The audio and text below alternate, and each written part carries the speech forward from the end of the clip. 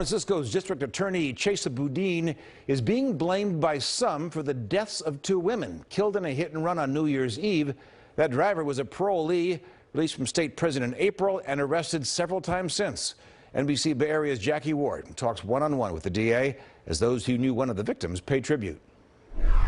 And all of us did what we could, took action to intervene and to prevent the criminal conduct that so tragically cost two lives on New Year's Eve.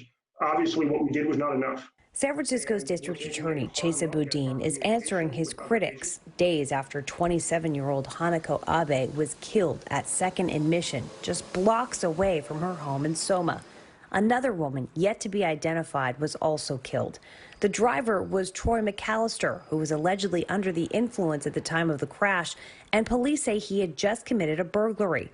Despite his several arrests since April, Boudin said he chose to refer McAllister's cases to state parole agents. Jackie, we're all disappointed in the outcome, of course. The outcome is horrific, and we're all taking a close look at what might have been done differently that could have possibly prevented this, and what changes we can make going forward. It's certainly too late for the two women who died and for their families. Hana's boyfriend of a couple years, Jason Mays, saying he couldn't believe 2020 could get any worse. And then he ended up having to identify his girlfriend's body since her family lives in Japan. Jason describes Hana as a first-class lady who saw the best in all her friends and family, even when times were hard. The world is not the same without her in it.